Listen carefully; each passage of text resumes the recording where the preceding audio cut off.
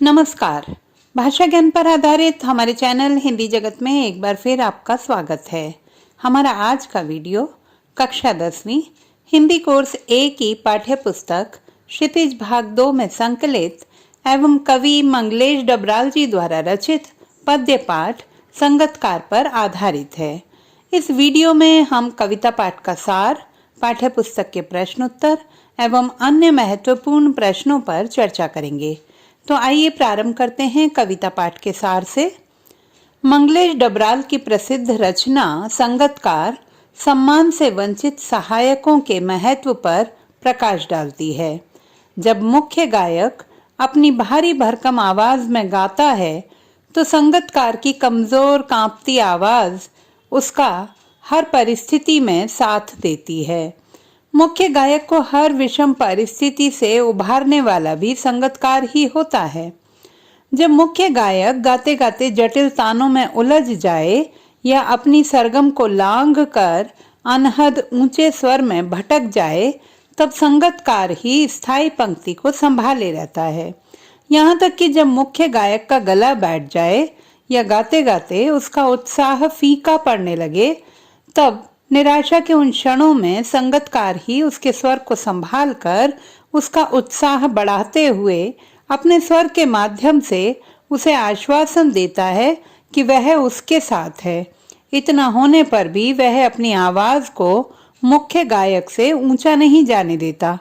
वह हर संभव कोशिश करता है कि उसकी आवाज मुख्य गायक से अधिक प्रभावशाली ना हो जाए। इसे उसकी विफलता नहीं बल्कि मनुष्यता समझी जानी चाहिए। इस तरह एक सहायक के त्याग को दिखाते हुए यह कविता हमारे भीतर संवेदनशीलता विकसित करती है। अब बात करते हैं पाठ्य पुस्तक के प्रश्नोत्तर की। प्रश्न 1, संगतकार के माध्यम से कवि किस प्रकार के व्यक्तियों की ओर संकेत करना चाह रहा है? उत्तर, संगतकार के माध्यम से कवि किसी भी कार्य अथवा कला से जुड़े सहायक कर्मचारियों और कलाकारों की ओर संकेत करना चाह रहा है। उदाहरण के तौर पर नाटक, फिल्म, संगीत, नृत्य आदि में मुख्य कलाकार के साथ सहायक कलाकारों की भूमिका भी महत्वपूर्ण होती है। ये सहायक कलाकार स्वयं को महत्व न देकर मुख्य कलाकार और मुख्य व्यक्ति के महत्व को बढ़ाने में भी अपनी संपूर्ण शक्ति लगा देते हैं। प्रश्न 2, संगतकार जैसे व्यक्ति संगीत के अलावा और किन किन क्षेत्रों में दिखाई देते हैं? उत्तर, संगतकार जैसे व्यक्ति संगीत के अलावा जीवन के प्रत्येक क्षेत्र में दिखाई देते हैं, फिर चाहे वह बड़े बड़े नेता हों, अभिनेता हों अथवा संत महात्मा हों। आम कार्यकर्ता जहां नेताओं के महत्व को बढ़ाने में लगे रहते हैं, वहीं संत महात्माओं के आने से पहले ही उनकी महिमा का गुणगान करने वाले भक्त एवं प्रचारक भी संगतकार की श्रेणी में ही आते हैं। प्रश्न 3, संगतकार किन किन रूपों में मुख्य गायक गायिकाओं की मदद करते हैं? उत्तर, संगतकार मुख्य गायक गायिकाओं की आवाज में अपनी आवाज और गूंज को मिलाकर उसे बल प्रदान करते हैं। वह मुख्य गायक द्वारा लिए जाने वाले लंबे लंबे आलापों के समय उनकी स्थायी पंक्ति को थामे रहते हैं और गीत को बेसुरा नहीं होने देते। इस तरह वह मुख्य गायक को वापस मूल स्वर पर आने में भी सहायक बनते हैं। मुख्य गायक की थकी टूटी बिखरती आवाज को बल देकर सहयोग देते हैं, उसे अकेला नहीं पड़ने देते। प्रश्न 4, भाव स्पष्ट कीजिए। और उसकी आवाज में जो एक हिचक साफ सुनाई देती है या अपने स्वर को ऊंचा न उठाने की जो कोशिश है, उसे विफलता नहीं, उसकी मनुष्यता समझा जाना चाहिए। उत्तर, प्रस्तुत पंक्तियों में कवि मंगलेश डबराल जी ने मुख्य गायक के साथ सहायक गायक की भूमिका के महत्व को प्रतिपादित किया है। कवि कहते हैं कि संगतकार जब मुख्य गायक की आवाज में अपनी आवाज मिलाता है तो उसकी आवाज में स्पष्ट रूप से एक हिचक सुनाई देती है। वह कोशिश करके अपनी आवाज को मुख्य गायक की आवाज से ऊंचा नहीं उठने देता। कवि के अनुसार उसकी यही कोशिश उसकी असफलता नहीं बल्कि मनुष्यता है कि वह प्रतिभा संपन्न होते हुए भी स्वयं को ऊंचा उठाने की अपेक्षा अपने गुरु अथवा स्वामी के महत्व को बढ़ाने की कोशिश करता है। प्रश्न 5। किसी भी क्षेत्र में प्रसिद्धि पाने वाले लोगों को अनेक लोग तरह तरह से अपना योगदान देते हैं। कोई एक उदाहरण देकर इस कथन पर अपने विचार लिखिए। उत्तर। यह सत्य है कि किसी भी क्षेत्र में प्रसिद्धि पाने वाले लोगों की राह में अनेक लोग अनेक प्रकार से सहायक बनते हैं। उदाहरण के तौर पर किसी फिल्म की सफलता में उसके कथा लेखक, निर्देशक, नृत्य निर्देशक, कैमरामैन, गीतकार, स्टंटमैन, अभिनेता, अभिनेत्री इत्यादि का पूरा योगदान होता है। अकेले व्यक्ति के लिए इस तरह की बड़ी उपलब्धियां प्राप्त करना असंभव ही है। सफलता के लिए सहयोग, समन्वय एवं आपसी भाईचारा अत्यधिक आवश्यक है। प्रश्न 6। कभी कभी तार सप्तक की ऊंचाई पर पहुंचकर मुख्य गायक का स्वर बिखरता नजर आता है।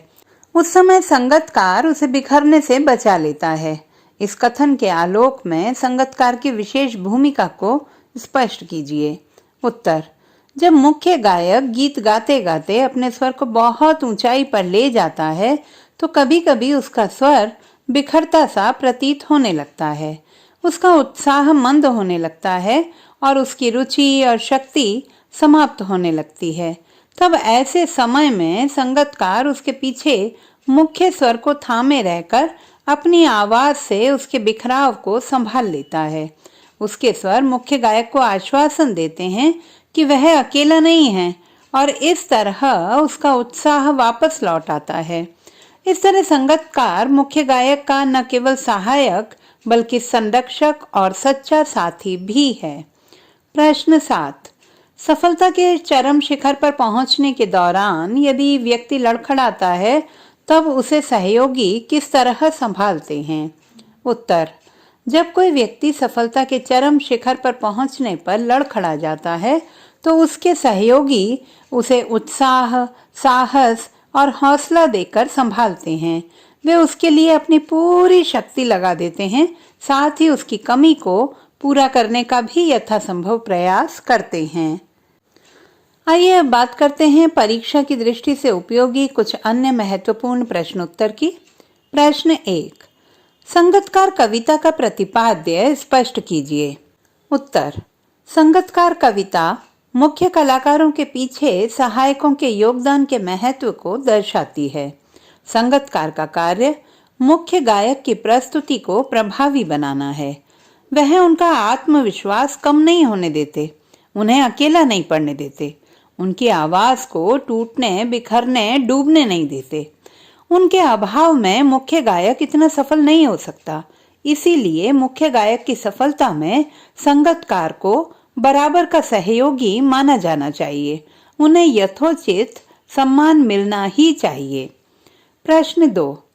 कविता में संगतकार शब्द प्रतीक के रूप में प्रयुक्त हुआ है।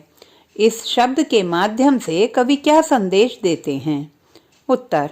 इस प्रतीक के माध्यम से कवि जीवन के प्रत्येक क्षेत्र में सहायकों के महत्व को दर्शाते हैं। किसी भी विशिष्ट व्यक्ति के पीछे उनके अनेक सहायकों का महत्वपूर्ण योगदान होता है।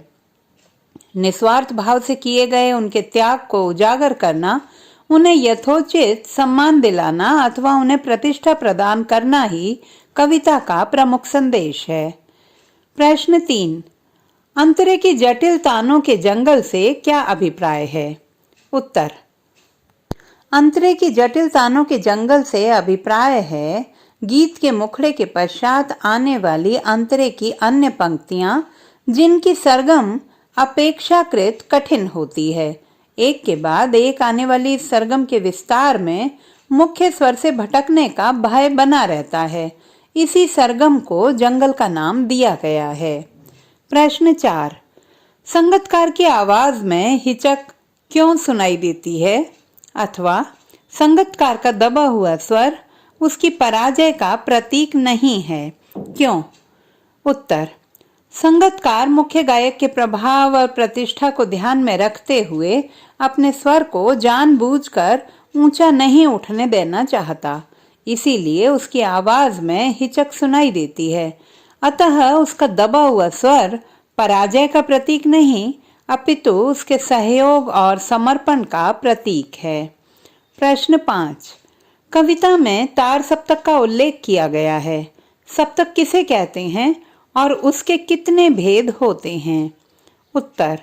संगीत के क्षेत्र में सप्तक का अर्थ है 7 शुद्ध स्वरों का समूह। 7 का समूह होने के कारण ही इसका नाम सप्तक पड़ा है। स्वरों की ध्वनि के आधार पर इन्हें 3 भागों में विभक्त किया जाता है।